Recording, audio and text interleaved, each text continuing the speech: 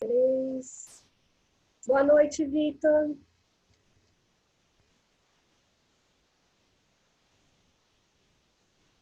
Vitor? Boa noite. Nossa, tinha caído meu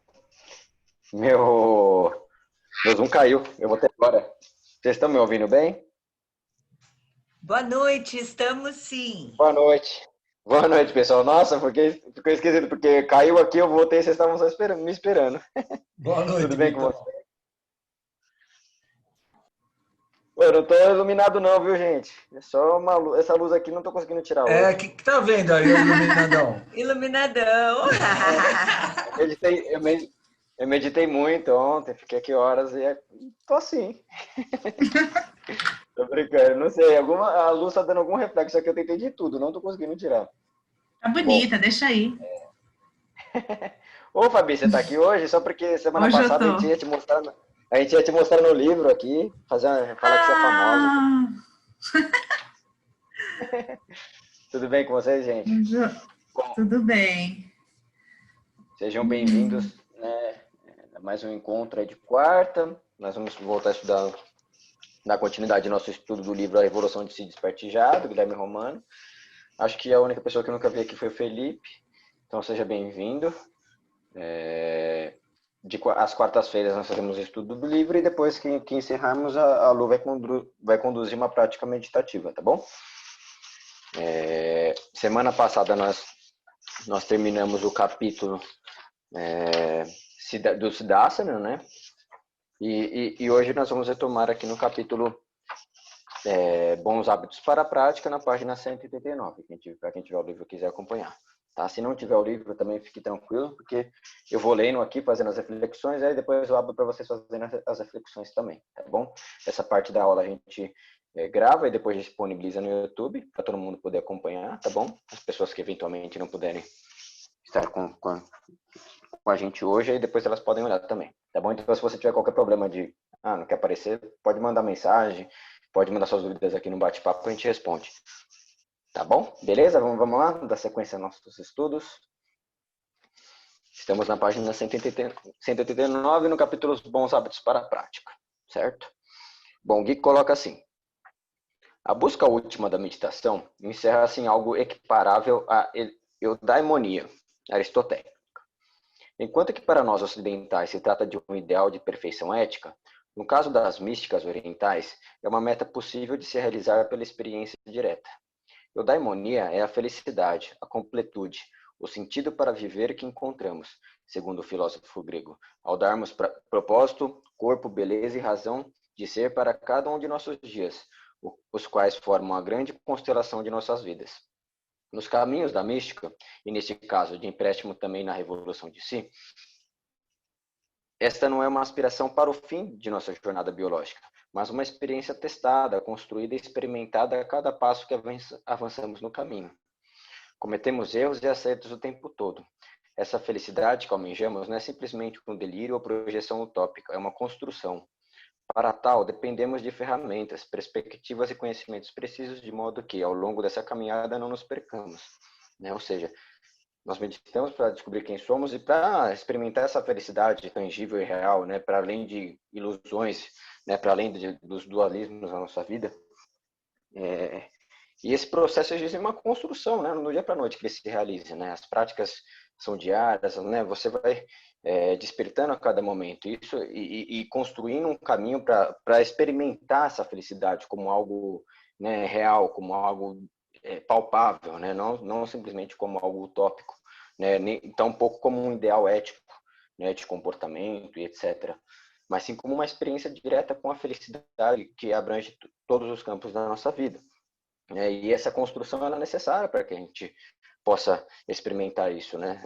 Percorrer o caminho é necessário para que a gente possa encontrar de fato quem somos e experimentarmos essa realidade a cada instante, né? Aí o Gui complementa, né, no final dessa parte falando assim: sendo assim, já apresentamos que a meditação como sendo assim, já que apresentamos a meditação como um sistema concreto para a obtenção de tal felicidade, apresentarei para vocês alguns truques, dicas e orientações que vão apoiar a execução de suas práticas. seja você um iniciante ou um curioso praticante adepto de outra tradição, né?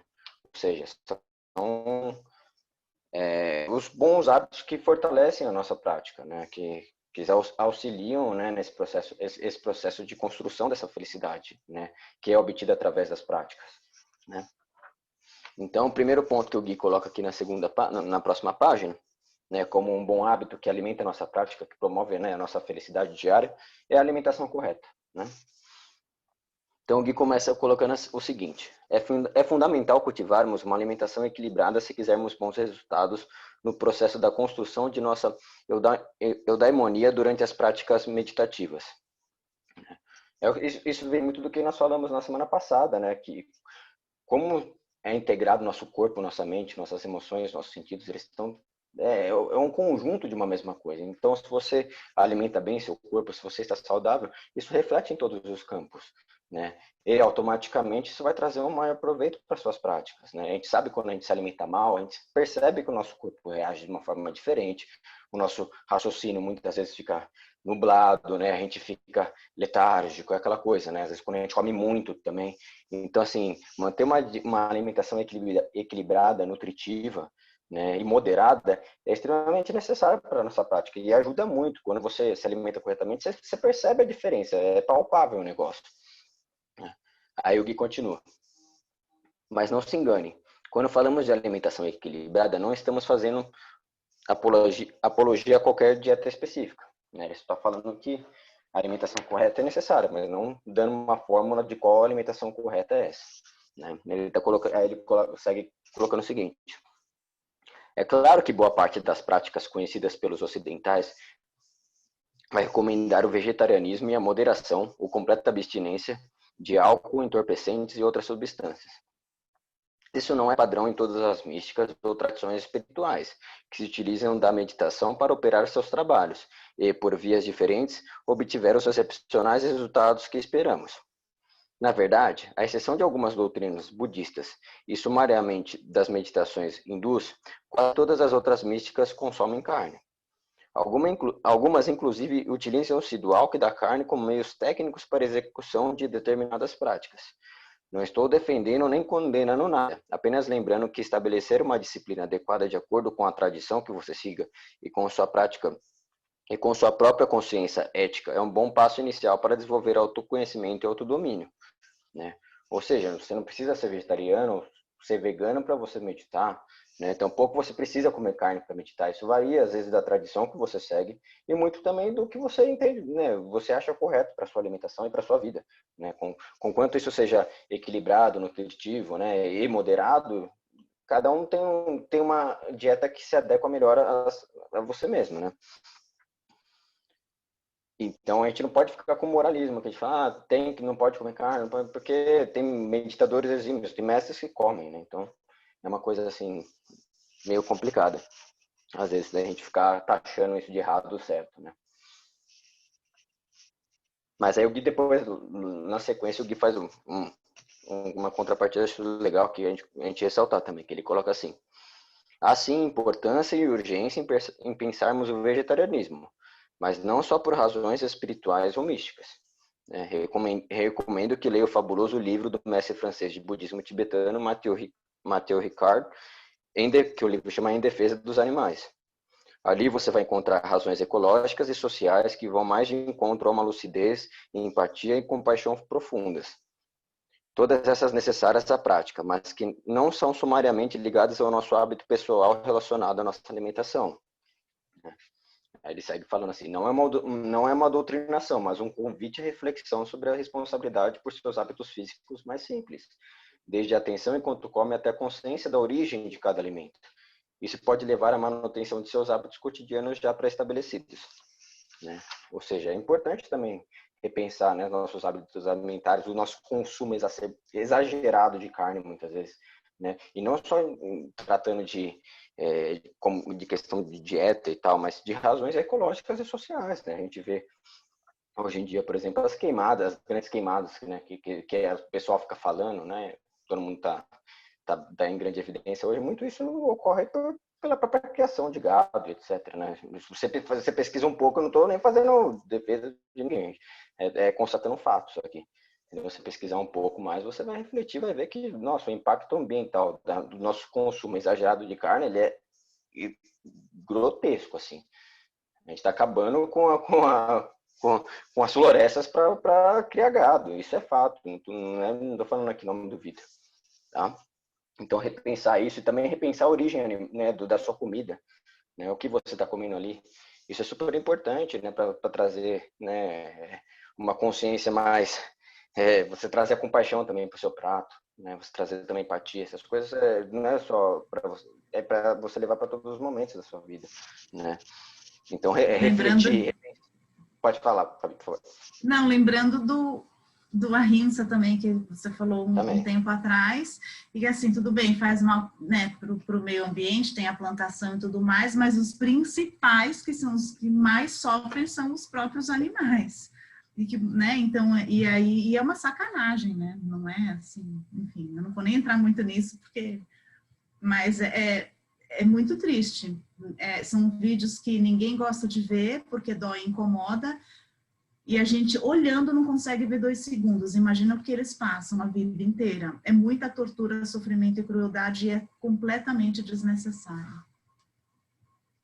É verdade. Eu concordo com você, mas aí minha opinião pessoal, eu concordo com a Fabi, porque eu também acho uma forma, inclusive, de escravidão mesmo, né? De violência, né? Nossa. Acho que não tem necessidade. Hoje em dia a gente tem tantos meios, né, para fazer a alimentação mais sustentável e criar meios para a gente se alimentar sem ser carne, né? Mas isso está se tornando já tá existindo uma transformação, né, Fabi? Assim, graças a ela Deus. está gradativa, mas assim a gente vê uma grande quantidade de vegetarianos tanto no Brasil como no mundo, né? Veganos também, então, sim, as coisas já estão mudando aos poucos, né? Mas a gente tem que refletir, é o que a gente falou, né? A rinça, né? O nosso corpo ético, né? A questão da não violência, né? Isso se estende para todos os campos da nossa vida, inclusive com relação à nossa alimentação, né? Mas, claro, não vou falar você é ruim porque você come. Cada um, né? Mas acho que vale a reflexão. É que nem o Gui colocou aqui, vale a reflexão. Né? Ponderar sobre isso é necessário, como, né? Para a gente evoluir, né? Como sociedade, para também parar de maltratar outros seres, né? Alguém quer fazer mais uma colocação? Certo. Aí ele coloca aqui, o Gui continua. Outra dica preciosa é, quando for sentar para meditar, evite estar de estômago cheio. Né? A gente já conversou algumas vezes sobre isso aqui, né? Se não quiser deixar de comer carne, evite seu consumo antes das práticas. Tente fazer experiências, verifique como é que seu corpo reage antes, durante e depois da meditação quando você consumiu determinados tipos de alimentos. E isso você percebe mesmo a diferença quando você come antes da prática, ou até mesmo você come carne antes da prática, que a digestão é mais pesada. Né? A gente vai falar um pouco disso no próximo sobre jejum, então não vou me alongar tanto, mas isso é muito importante, você pelo menos ficar umas 2 horas antes, né, sem comer, até mais se você puder, tá bom? Isso faz toda a diferença, a sua mente fica mais pacífica, você consegue, né, se aprofundar mais. Aí o Gui continua falando que frutas e castanhas oleaginosas são excelentes para o bom funcionamento do seu organismo, permitindo que a mente consiga se focar melhor, né? Aí ele segue falando para se hidratar, né? Ele fala, hidrate-se o máximo que puder. O consumo de água também favorece um bom funcionamento do cérebro, propiciando a serenidade necessária à prática da meditação. Né? São os alimentos que, né, os consumos de coisas saudáveis e nutritivas que deixam, de fato, nossa mente mais pacífica, mais calma, né? A gente consegue, né, se aprofundar mais nas práticas quando a gente se alimenta melhor. Eu vi que tem uma pergunta aqui para ele. E o açúcar? Bom, eu não sou eu não manjo muito de nutrição, mas, claro, se comer muito açúcar, você sente a diferença. Né? Eu falo por experiência minha, Vitor, comigo mesmo. Se eu como doce, assim, depois, pelo menos da janta, eu medito à noite. Com esses doces, eu sinto uma diferença. Né? Eu já sinto que, não sei, eu sinto uma diferença. Né? Quando eu como menos e mais saudável, uma coisa mais saudável, minha prática meditativa, ela consegue ser mais estável. né? Consegue ser mais pacífica. Eu não sei vocês, vocês poderiam até compartilhar se vocês percebem isso também. É interessante, porque assim, agora eu falar por questão de reação, né, dentro do seu organismo, eu não conheço muito também para falar, né, mas pela minha experiência com a prática, isso não, quando a gente come muito doce, assim, principalmente às vezes depois da janta e tal, antes da prática, isso interfere, sim, de forma negativa. Vitor, Por favor. eu fazer um comentário, aproveitando essa pergunta sobre o açúcar. Estão me ouvindo bem? Sim. Não é a minha área também, né, a nutrição, mas como eu já fiz várias pesquisas na área de direitos dos consumidores, então esse tema da alimentação tem relação também com o consumo, uma vez que as informações, né, sobre produtos são fundamentais para os consumidores e é um direito, né, fundamental do consumidor, a informação clara, adequada, né? E nesse aspecto é mais também como o Gui colocou, é um convite, né, à reflexão e às pesquisas que eu acho muito importantes, inclusive fazer a busca de informação junto aos próprios fornecedores, né, de produtos, ficar atento aos rótulos, porque muitos alimentos são chamados ultraprocessados, né, que são os industrializados e que têm uma grande mudança na natureza do alimento, né? Então, por exemplo, biscoitos, salgadinhos, sorvetes, enfim. Todos esses alimentos que são muito artificiais, né, são chamados ultraprocessados. E aí também tem os transgênicos, né, tem os refinados, aí falando do açúcar, como o Felipe perguntou, então os alimentos brancos, né, o arroz branco. Então a gente sabe que existem processos químicos para esse refinamento, né? Então, só aqui trazer esse tema também, né, de que eu acho muito importante essa pesquisa, buscar essas informações para que a gente possa se alimentar cada vez melhor, e também é uma obrigação dos fornecedores prestar essa informação da forma mais clara, né, inclusive seguindo a legislação, né, no caso dos transgênicos tem, não sei se às vezes tem pessoas que não têm acesso, inclusive, a legislação, né, esses pormenores, e existe uma obrigação de ter um símbolo, né, na embalagem do alimento transgênico, que é um símbolo de alerta daquele T. Não sei se vocês já viram, já repararam. E muitos alimentos vêm com esse símbolo, né? E hoje existe também uma discussão para alterar a legislação, não ter mais essa informação nos rótulos. Então, eu acho que faz parte, né, toda essa nossa preocupação também, como no caso dos animais que vocês estavam falando, dos impactos que isso traz para o meio ambiente e também para o nosso corpo. Então, era mais essa colocação que eu queria fazer a respeito da sugestão, né, de pesquisas nesse sentido. Inclusive porque, com relação aos alimentos embutidos, que são, por exemplo, os frios, presunto, salame, salsicha, né, como a título de exemplo, já tem informações, se tiver alguém aí da área médica também quiser comentar, eu já vi informações no Instituto do Câncer que esses alimentos aumentam aí a chance, né, da pessoa desenvolver algum tipo de doença.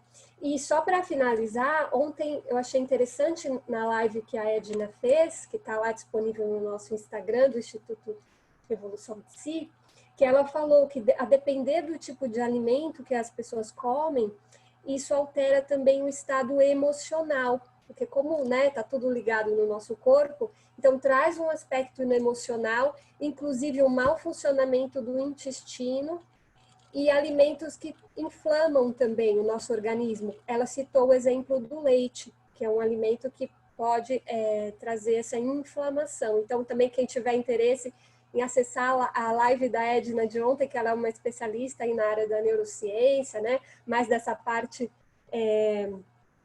que não é da nossa especialidade, então também sugiro, tá lá disponível no Instagram. Perfeito, Lu. Bem lembrado. Fazer uma observação também? Por favor. Tipo assim, quando acontece qualquer problema de saúde com você, que você vai para um hospital, é engraçado que a primeira coisa que um médico corta é exatamente isso. Ele vira para você e fala, você tem que parar de tomar Coca-Cola, parar de comer açúcar e parar de comer carne. Então, se esse é o primeiro procedimento que o médico fala quando você chega com um AVC, com um derrame ou qualquer tipo de problema, é porque aquilo realmente faz mal. Só complementando o que a Lu tinha começado a falar sobre medicina. Perfeito. Eu acho que assim, a gente tem que sempre ter uma alimentação equilibrada também. Ah, não é porque, nossa, então eu vou parar de comer açúcar para sempre. Não, você come às vezes, de vez em quando, né? Que a gente é 800, né? A gente se entope das coisas, geralmente, né? A gente não sabe comer um bombonzinho e pronto, já deu sua cota. A gente vai lá e se entope de chocolate, a gente vai lá e se entope das coisas. Então, assim, a gente saber também, né, utilizar aquela via do caminho do meio que a gente conversou, né, tantas vezes, tanto com a nossa alimentação também é interessante, né? A gente pode, né, comer de tudo, mas também a gente não precisa se esbaldar com coisas, né, que nos fazem mal, né? E sempre mantendo, né, e sempre sendo moderado. Acho que esse é o ponto. Ser moderado na sua alimentação, em qualquer, seja o que você estiver comendo ali, até coisa saudável, né? Aí, para finalizar, o Gui coloca assim. Alguém quer fazer mais alguma reflexão? Bom, eu vou terminar aqui e a gente conversa. Embora, digamos, para que você construa seus... E quem falou? Desculpa. Eu. Só também fazer aqui uma recomendação, que a gente está fazendo comentários, né, a respeito de informações que a gente já leu, enfim, pesquisas, mas como nós somos da área, é sempre recomendado, quem tem interesse em melhorar a alimentação, como o Vitor falou, procurar esse caminho do meio, né, equilibrar a alimentação, procurar um profissional, então, um nutricionista, um endocrinologista, e também tem os nutrólogos, né, que são especialistas. É sempre, acho que, muito interessante buscar a ajuda de profissionais gabaritados, né? Com certeza, Lu. Bem lembrado. Isso é fundamental para você ter uma dieta, uma alimentação correta, né? Pesquisar profissionais, né, que estudaram e estudam, né, com profundidade de sistemas e com certeza vão dar caminhos aí para você que você vai ter uma alimentação mais correta, né? Bom, o Gui finaliza essa parte da alimentação correta colocando o seguinte: embora digamos para que você construa seus próprios hábitos em torno de sua prática e que as diferentes tradições têm diferentes técnicas, todas com as quais tivemos contato, sem exceção, nos recomendaram manter o estômago vazio ou o menos cheio possível antes de qualquer exercício meditativo. Porque na meditação precisamos de boa parte da nossa energia focada apenas na serenidade de nossa mente. E assim como quando éramos crianças e aprendíamos que não se pode nadar depois de comer, devido à quantidade de sangue e de energia que nosso corpo precisa tanto para fazer a digestão quanto para sustentar os músculos durante a atividade física, na meditação precisamos de boa parte de nossa energia focada apenas no processo de autoobservação. Portanto, dividir essa energia, esse sangue, essa força entre nosso processo digestivo e nosso processo meditativo impedirá que qualquer um dos dois aconteça de maneira eficiente, né? E assim, eu já fiz meditação com a barriga cheia. Nossa, não dá. Não dá, sério. Muda tudo. Sei lá, um dia ver, para ver. Você vai ver a grande diferença. Um dia, só para testar, só para você ver como é, né? Faz muita diferença, gente, né? É extremamente recomendável, então, que tenha esse intervalo de tempo aí sem comer nada, tá bom?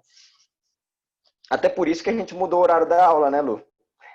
Antigamente estava começando às 8 com a prática meditativa e depois a gente fazia o estudo às 9 e a gente falou, não, vamos começar às 8h30 com o estudo do livro, para a gente começar a fazer nossa prática umas 9h30, porque aí o pessoal já janta antes de vir aqui, né, para o nosso encontro e já dá tempo de fazer a digestão também, vocês conseguirem fazer a prática aí mais tranquilos também, tá bom? Bom, o próximo ponto que o Gui coloca aqui é o jejum, certo? Ele coloca assim: ainda que, de novo, não queiramos fazer apologia a qualquer sistema nutricional, é importante salientar que em todas as tradições místicas, a prática da continência em relação aos hábitos alimentares é tratada como técnica de extrema importância para a clarificação mental. Vez por outra, o jejum é um meio eficacíssimo para conquistarmos depuração, consciência e diminuição da barulheira de nossos pensamentos. Os antigos sábios descobriram que aquilo que comemos reflete na forma como pensamos. Se de alguma forma queremos ter uma limpeza dessa cacofonia que deixamos executar-se em nós o tempo todo, a prática controlada, ponderada e bem orientada do jejum pode servir como um meio hábil para uma boa meditação, né? Isso é fato. Eu já fiz alguns. Isso tem grande impacto também. Você sente a diferença, né? Por isso que é experimental, tá? Tudo isso. Claro, se tiver, que nem ele vai colocar, se tiver algum problema de saúde, eu não recomendo, né? Você tem que procurar um profissional, às vezes até para saber se você pode fazer ou não, né? Mas pequenos jejuns não faz mal para ninguém, né? A não ser que você tenha uma doença mesmo. É isso que ele vai colocar assim, ó. Caso você tenha algum tipo de problema de saúde, né, como diabetes ou hipoglicemia, por exemplo, que te impeça de fazer jejum, respeite seu corpo, acima de tudo. Respeite seus limites e suas condições e tenha certeza de que a prática é para qualquer pessoa que consiga sentar, respirar e observar. Isso é um ponto necessário. Isso são apoios na nossa prática. A gente fala, são bons hábitos que nutrem nossa prática, mas não necessariamente você precisa jejuar para você conseguir meditar, né? Não tem nada a ver. Isso pode auxiliar esse processo, né? Mas não necessariamente ele é uma condição para que você o faça, né? Aí ele coloca uma dica falando o seguinte: se você nunca praticou jejum antes de práticas meditativas, sugerimos que faça algo progressivo, né? Comece com jejuns de 3 horas, depois avance a 6, 12 e no máximo até 24 horas. Mais do que isso, caso você tenha lido em algum manual de meditação diferente deste, é para praticantes avançados. Não seja violento consigo. Executar jejuns extremamente longos, além de ser prejudicial à saúde, pode nos levar a delírios que serão confundidos com experiências meditativas reais, além de pôr em risco nossa integridade física e mental, né? Ou seja, é que nem fala, experimenta, vai com calma, vai fazendo, testando o quanto você aguenta. E assim, sem exagerar, do dia para noite você quer fazer 2 dias de jejum, porque você não vai conseguir, você vai estar mais se maltratando do que criando um processo de depuração mental, né? De limpeza mental. Então vai de forma gradativa, vai testando, se você quiser fazer, né? Vai aos poucos, né? Isso é extremamente necessário, né? Não sai do dia para o outro fazendo jejuns muito longos, porque vai ser um desastre, né? Provavelmente. Alguém quer fazer algum comentário? Vocês já fizeram jejum também? O que vocês acham? Eu já fiz alguns, né? Para prática mesmo, para depuração, não é uma forma de emagrecer, tá, gente? Tem gente que fala, não vou comer para emagrecer, não. Os jejuns que eu fiz foi como forma de prática meditativa mesmo, para depurar, assim, eu consegui fazer umas práticas mais longas. Mas vocês já fizeram também? O que vocês acharam? Eu achei interessante vocês contarem também. Só eu já fiz? Vocês comem? Fala, Lu.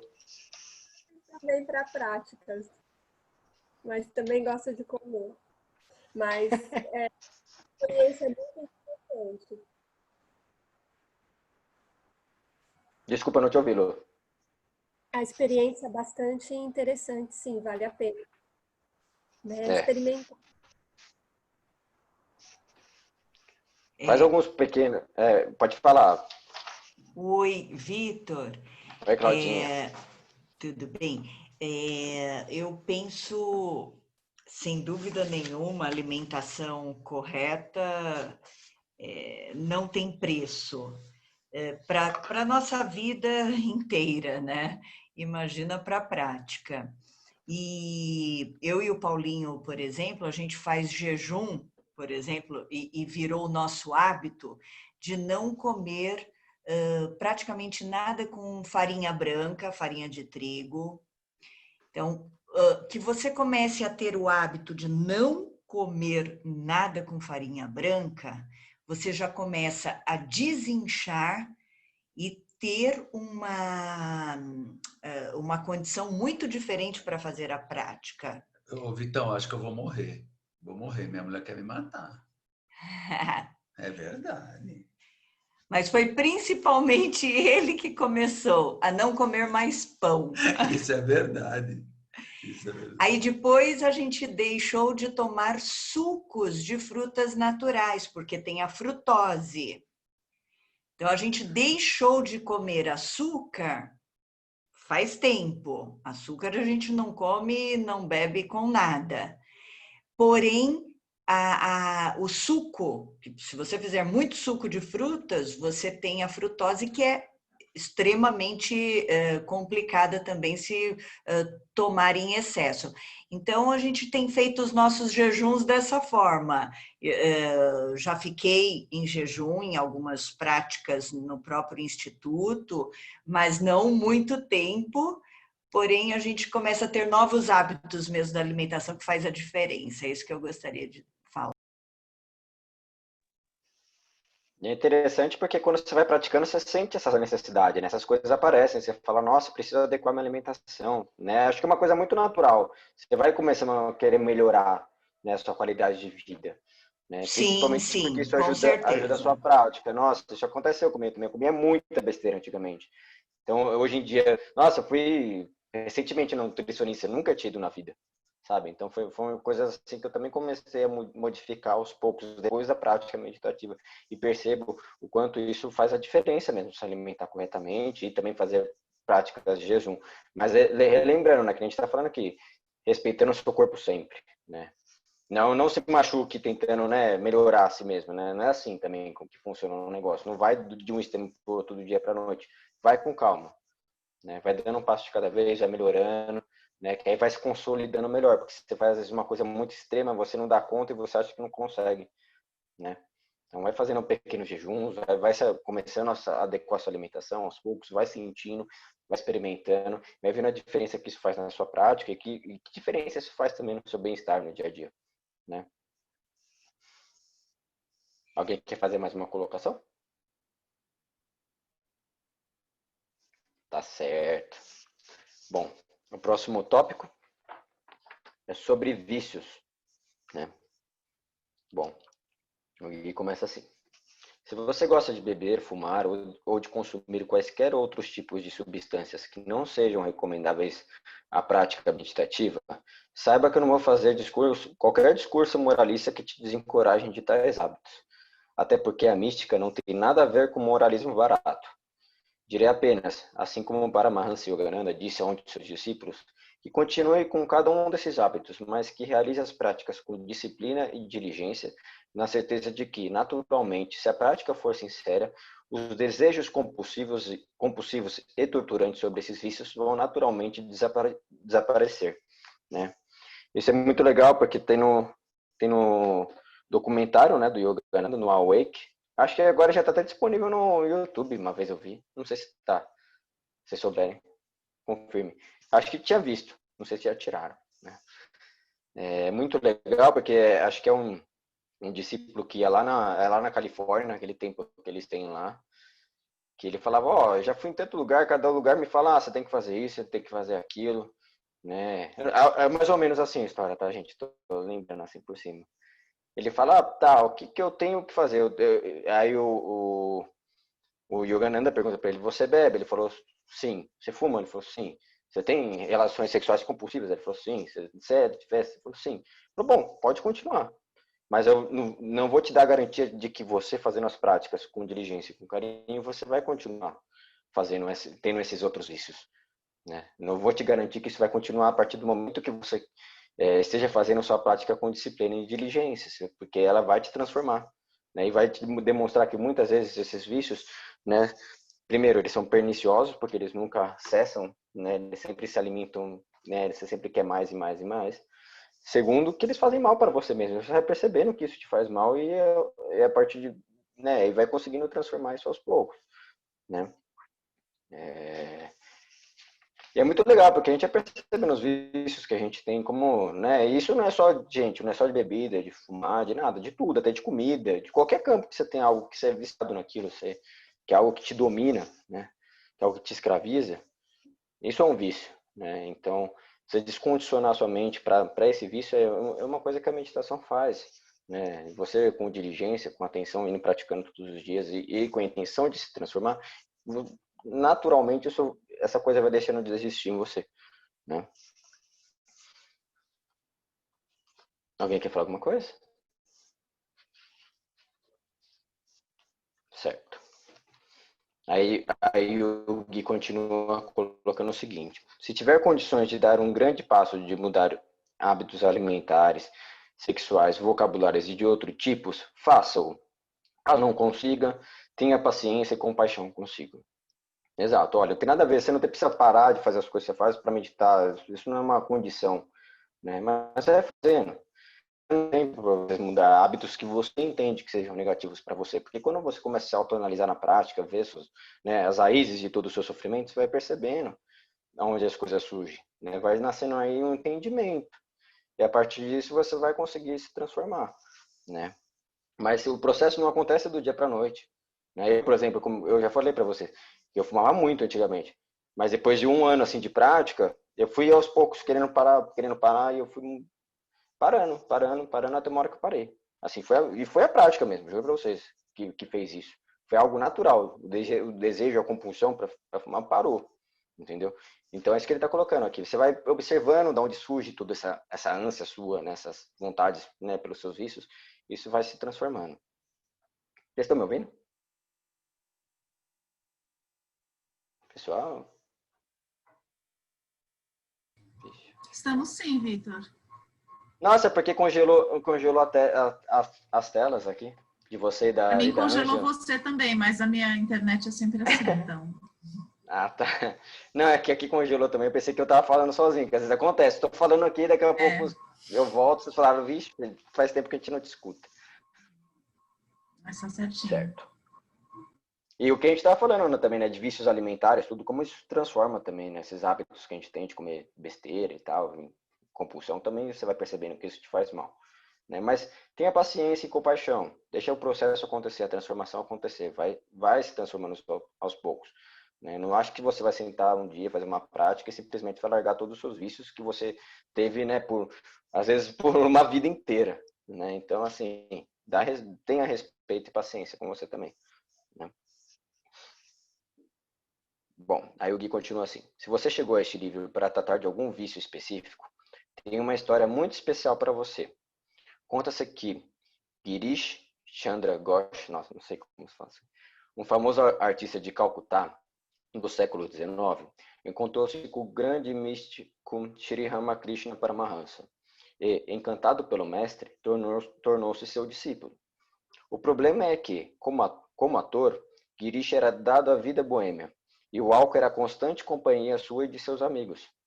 No entanto, Girish queria ser um discípulo e, mais do que isso, um yogi dedicado aos ensinamentos do mestre que arrebatara seu coração.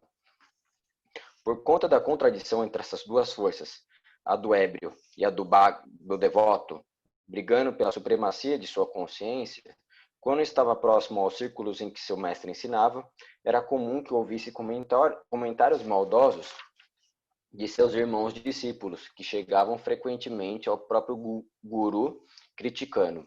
Veja, mestre, Girish não passa de um bêbado que não consegue parar com seus maus hábitos. Não importa o quanto o Senhor o oriente. Por que o Senhor não o repreende ou o expulsa de nosso meio? Quando o ator, cabisbaixo, já se preparava para sair do recinto, achando que seria execrado por seu amado mestre, Ramakrishna respondeu furioso não a ele, mas ao discípulo fofoqueiro. Não admito que diga uma só palavra sobre Girish para mim. O sadhana dele, né, ou a disciplina espiritual dele, é responsabilidade minha. O caminho dele é responsabilidade minha. Ele é responsabilidade minha. Quem vai dar-lhe instruções sou eu e não é você. Cuide de seus próprios maus hábitos, como aquilo que sai de sua boca, antes de repreender os seus irmãos pelo que quer que façam. E olhando amavelmente para Girish, o guru completou. Meu filho, tenha paciência consigo. a Mãe Divina olha por sua prática. Com o tempo, os maus hábitos vão deixá-lo. Mas a partir de hoje, me prometam uma coisa. Cada vez que for beber, consagre essa bebida no templo de seu corpo como uma oferta à Mãe Divina. Diga a ela que receba tudo aquilo que você consome, de bom ou de mal, e que tudo seja transformado e consagrado para a sua iluminação espiritual. Com a bênção do mestre, de pouco em pouco, consagrando sua bebida, que antes era motivo de fuga de seus problemas e de anestesia contra suas angústias, o ator Bengali descobriu os processos alquímicos e psicológicos que a composição entre as bênçãos de um verdadeiro mestre, a execução de uma prática espiritual, de uma disciplina meditativa concreta e do sincero uso da autocompaixão podem fazer para reverter os antigos venenos que nos eram tomados por hábitos e mecanismos para a nossa transformação e despertar da consciência.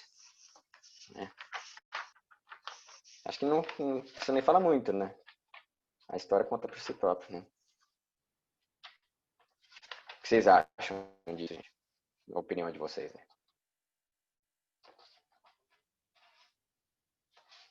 É muito bonito, né, esse negócio de, você entregar, né? Essa história é muito linda. É muito linda. Não tenho o que falar, ela é muito linda.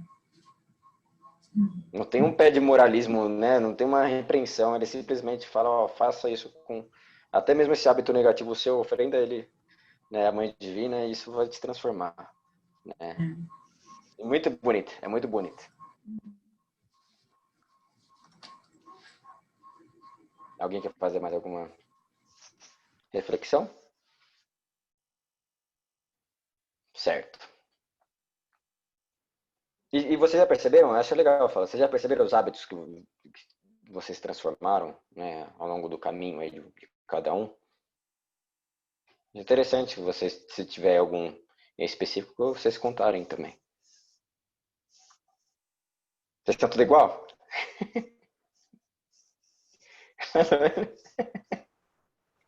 Eu ainda como demais. E o açúcar ainda faz parte desse demais, mas... Então... Vai aos poucos, né? Vai aos poucos, as coisas vão se transformando, né? Com paciência, né? Que a gente falou, com paciência, vamos praticando, deixa as coisas acontecerem, né? Muitas vezes, né, as pessoas relatam para nós nas aulas que naturalmente começam a mudar, né, os hábitos. Então, a carne é sempre o que as pessoas trazem. Muitas vezes falam que comiam, mas que depois não tem mais vontade, né? Então, acaba acontecendo, ou no caso refrigerante, ou como a Claudinha colocou, né, a mudança dos hábitos dela e do Paulinho. E então a gente vê que às vezes também ocorre como um resultado da prática mesmo, né? Você deixa de ter vontade de algumas coisas e, como já disse um grande mestre, você só abre mão daquilo que não te faz falta, né? Então não pode ser algo forçado. Por exemplo, no meu caso, eu não como mais carne, muito raro as vezes que eu como atualmente, e frango também, que eu comia, eu passei a não comer mais, então cada vez eu estou tirando mais as carnes, e só que isso não me agride, pelo contrário, cada vez mais eu quero deixar mesmo de comer, né? Não tenho vontade. Então eu acho que quando você se liberta como algo natural, aí o próprio nome já diz, passa a ser uma coisa tranquila, porque é natural, né?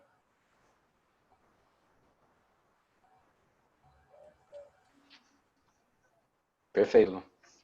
É isso, você não pode abrir mão daquilo que faz falta, né? Então, por mais que muitas vezes algum hábito negativo você queira transformar ainda ali ele, né? Por mais que você se abstenha, né, por um tempo e tal, até para não alimentá-lo mais, e isso às vezes é necessário, que quando um hábito é muito forte na gente, não faz muito mal mesmo, né?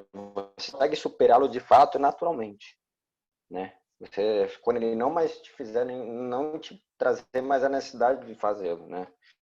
Para ser natural, para falar, bom, eu tenho mesmo desse hábito. enquanto às vezes você está lidando com o hábito, né? Por mais que você não esteja fazendo, mas você está lidando ainda com a vontade de fazer, você está trabalhando ainda com isso, entendeu? Isso é muito importante saber também. Ô, Vitor, tá me ouvindo? Oi, por favor. Quem tá falando? Desculpa. Yuri, Deixa eu aqui é ver. Yuri. Oi, Yuri, tudo bem? Oi. Beleza? Boa noite, tudo bem? Tudo jóia, e Beleza. você? Eu queria Tudo compartilhar bem. também um pouco da minha história aqui, porque durante um tempo que eu estudei e tudo, eu realmente fui viciado mesmo, álcool, cigarro, maconha, já experimentei drogas mesmo, sabe? E eu percebi que durante o meu processo de... Vixe, aqui cortou muito. Alguém cortou vocês também? Ou só pra mim que tá cortando? E tá bom, Vitor. Tá Não bom? tá... E tá Vixe, então acho que bom. Desculpa, acho que foi minha internet aqui, eu não escutei nada. Ah, tá. Não, é que eu tava falando assim que durante um tempo assim na minha vida, por estar longe assim de familiares, de pessoas que eu confiava, eu busquei algumas fugas, sabe? E uma delas era o álcool, era o cigarro, era outros tipos de drogas, né? Nunca cheguei a ser um viciado explícito, não cheguei a ser.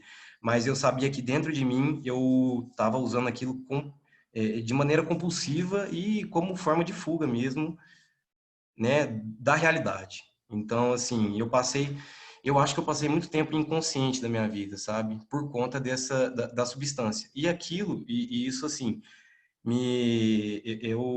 eu procurava não me tomar como, né, como o estigma de drogado, né? Mas eu, no fundo, dentro de mim, eu sabia que eu fazia esse julgamento moral. Eu tinha, o que eles chamam, né, do superego, tava assim, estralando dentro de mim. Eu às vezes, vamos supor, bebia, enchia a cara, tomava um porre, aí eu toda vez falava assim, ah, não, porque tá errado, porque um dia você vai parar, não sei o quê, onde já se viu, tal. Então, sempre ficava com essa moral, sempre foi muito forte essa moral, acho que por conta do crescimento, do meio que eu cresci, né? E a partir do momento que eu comecei a, a procurar outras formas de pensamento, de filosofia, de autoconhecimento também, eu meio que ainda tenho um pouco dessa moral, né, enraizada dentro de mim.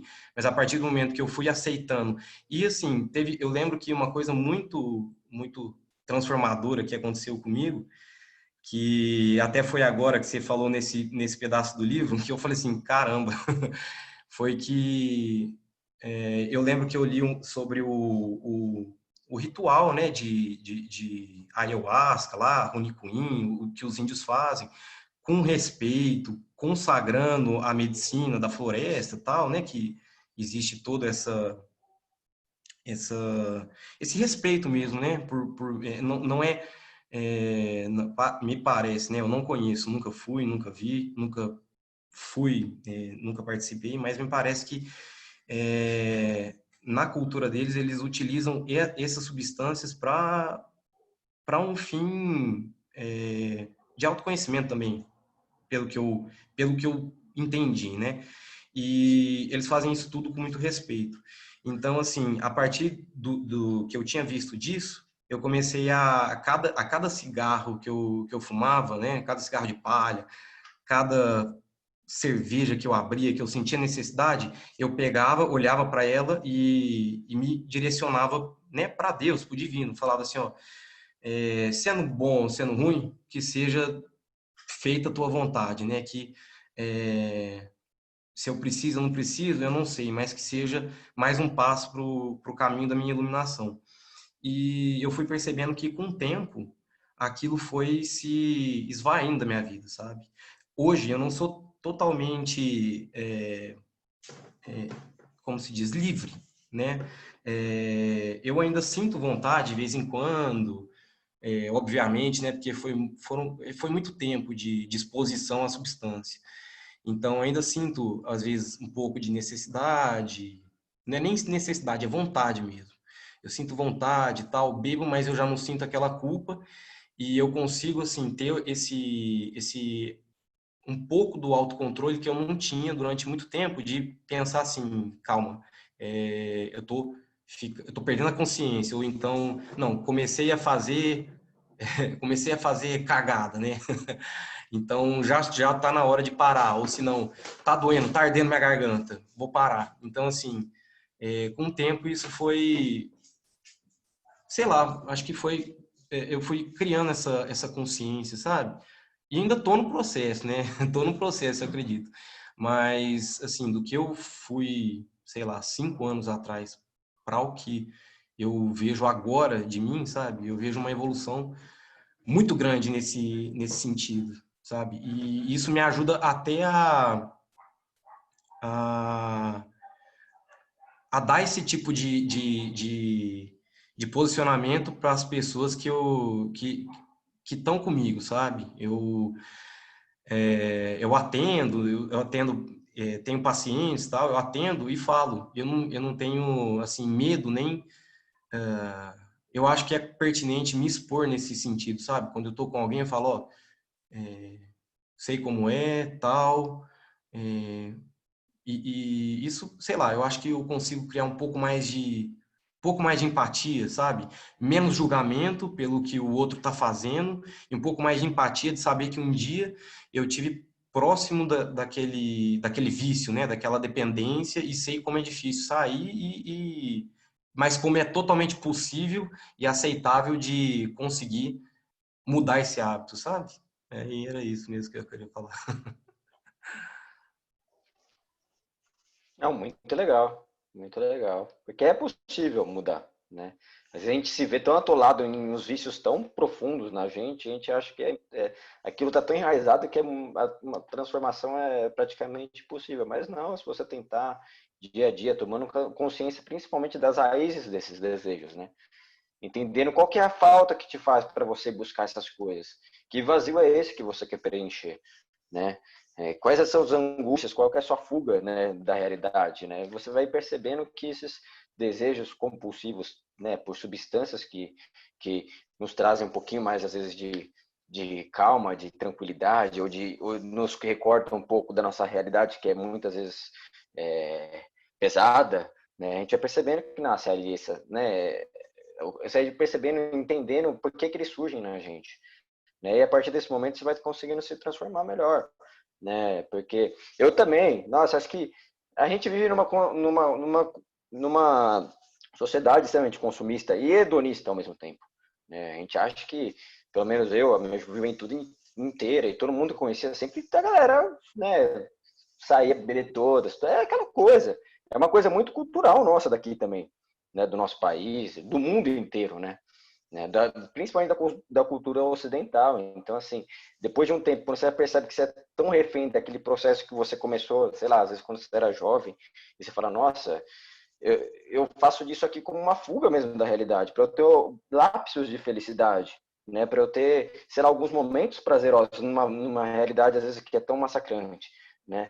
Então você vai começando a entender isso e você fala, não, mas eu não preciso disso para ser feliz, eu não preciso, a partir do momento que minha felicidade é condicionada em alguma substância ou nisso, naquilo, ela não é permanente, ela é impermanente, ela nunca vai se extinguir, né? A gente percebe muito isso com o vício, né? Porque a gente sempre precisa ficar alimentando ele, né? E ao mesmo tempo ele vai nos matando, né? É uma coisa meio, é um prazer e dor, é uma coisa muito próximo um do outro, né? Eles são entrelaçados nesses vícios, né, compulsivos. E tomar consciência disso e se transformar é possível e acontece, né? A prática faz muito isso. Nossa, isso foi uma coisa que também aconteceu comigo e foi a prática mesmo que me deu consciência, né, dessas coisas e me ajudou a se transformar. Mas muito legal o seu relato, né? Isso leva ao coração de todos aí que passam às vezes por hábitos difíceis de ser, instintos que são difíceis mesmo, mostram que há possibilidade de transformação, ela existe, né? Mas você tem que tentar, né, sair daí. Alguém quer falar mais uma coisa? Vitor, vendo o que o Yuri falou, o que você comentou agora, eu acho muito importante, primeiramente, que a gente nunca tem certeza de que os vícios não vão nos pegar a qualquer momento. Então, eu acho que o mais importante é a gente estar sempre vigilante. A vigilância é sempre, né? Não adianta você ter uma sabedoria enorme e esquecer de que você tem que ser vigilante. Você vai fazendo aos poucos, você vai fazendo um dia feito, e sempre vigilante, porque a gente mesmo, o que eu li e eu achei muito forte é que nós somos a fonte de tudo que é bom ou mal para nós mesmos. Então, se a gente está sempre vigilante do que faz mal para a gente, é muito provável que você não vai deixar essa coisa te atingir. Então, e eu acho que as pessoas mais sábias são as que realmente se permitem falar, eu fiz coisas erradas, posso voltar a fazer, mas eu estou vigilante e vou tentar melhorar sempre. Então, acho isso muito... Eu li e achei bastante interessante. É verdade, porque às vezes esses desejos, né, compulsivos, de vícios, eles aparecem de forma muito sutil, né? Às vezes por algum lampejo assim, você vai ver, você volta a fazer. Né? Então essa vigilância ela é extremamente necessária. E outro ponto extremamente necessário de estar vigilante não é você simplesmente brigar com algum desejo que aparece por aí, né? Vou simplesmente falar, não, nossa, eu não acredito que eu tô com vontade de fazer isso, né? Às vezes você cria essa briga interna, né? E às vezes você transforma até em moralismo, você fala, ai, como eu, que tô tanto tempo brigando com isso, como eu tô pensando em fazer essa coisa, sabe? Às vezes acontece com a gente, fala, ai, não acredito que eu tô querendo isso, que minha mente tá querendo isso, que tem uma vontade de mim que quer isso, e você fica repreendendo aquilo, não talvez é muito mais difícil, às vezes, porque às vezes acaba até alimentando, né, essa vontade. Por isso é muito interessante você olhar isso com discernimento, né? Você olhar para aquilo em profundidade, entender as raízes, falar por que eu tenho esse desejo. Tá, ele está aqui. Por que eu quero ele nesse momento? Por que eu quero fazer isso? Por que eu quero consumir mais disso? Né? Qual a razão? Né? Quem é essa pessoa? Quem é você que quer, né, consumir esse desejo? E vai fundo nisso, porque aí você vai nas causas, onde surge a coisa. E é muito mais fácil você amenizar, apaziguar naquele momento, né? Pela briga, pela força, é muito difícil às vezes, porque hábitos né, enraizados por longos períodos, é difícil você brigar com eles, porque é um caminho ali. Acho que a Edna uma vez falou muito legal, a questão de caminho até dos neurônios, tal, de hábito, tudo é uma coisa, às vezes você vai sempre fazendo a mesma coisa, isso é como se fosse uma estrada que você cria ali, permanente, né? Então é muito difícil você descondicionar e quebrar isso, né? Então, você for, às vezes, pela força, é mais difícil, né? Bater de frente, às vezes você tem que olhar com mais calma, com profundidade, né? Às vezes, simplesmente olhar para aquilo sem negar, mas também sem executar, né? E focar na sua respiração, fazer uma prática também que alivie, né? Porque às vezes pode ser uma coisa tão forte, tão, né, resistente, que você às vezes precisa fazer, por exemplo, descompreensão mental, você pode fazer uns pranayamas, isso ajuda também a tirar essa volição dentro de você, né? Alguém quer fazer mais algum comentário?